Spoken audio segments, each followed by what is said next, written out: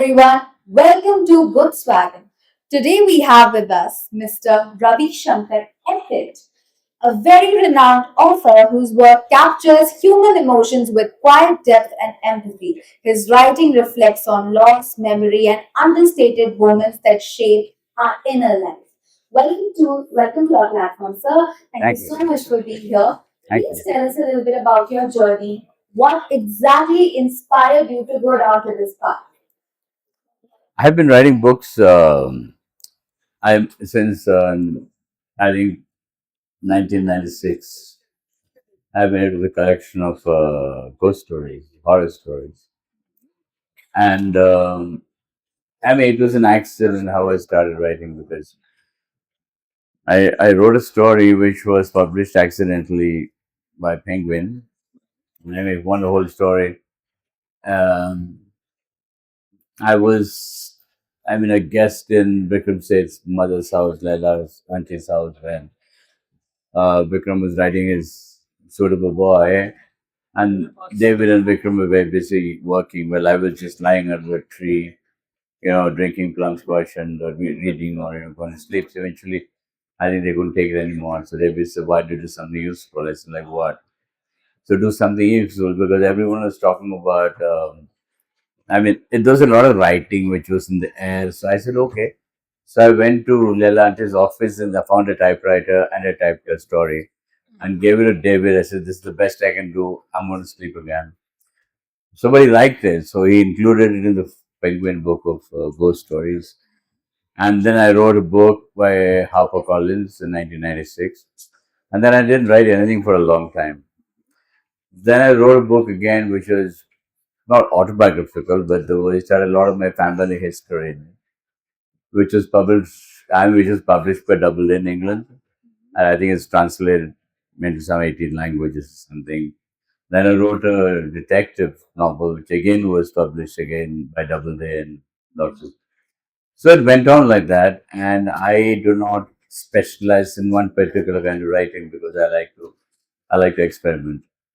So first there was a literary novel, then there was a detective novel, then there was a kind of semi-spiritual novel, and then there was crime novel, and then there was historical detective fiction, a historical kind of crime book, and then came along a book of poetry, and then the little book of goodbye. So it's been a long journey, but it's been a journey full of twists and turns because I believe that I like to discover the twist and the journey. So And is there any specific genre that feels home to you?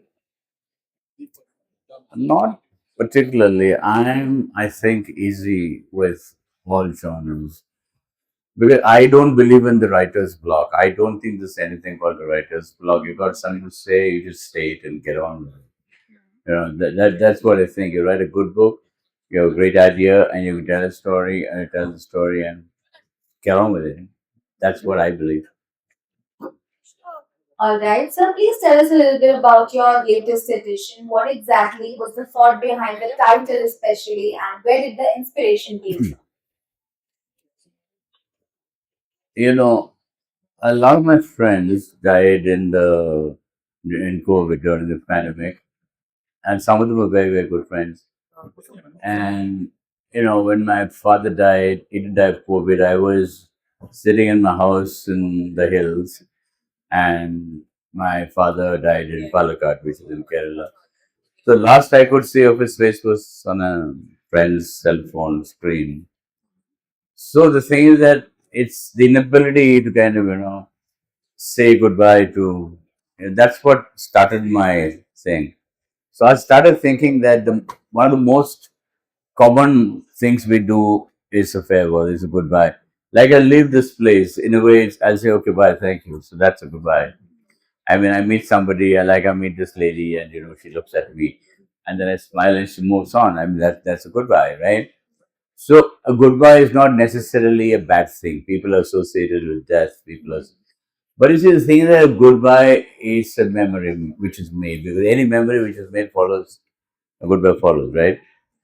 So I said, okay, let me kind of write a little book of goodbyes, trying to kind of tell people that listen, this is the most common thing which you don't acknowledge. You don't acknowledge the fact that you say bye to every little thing in life.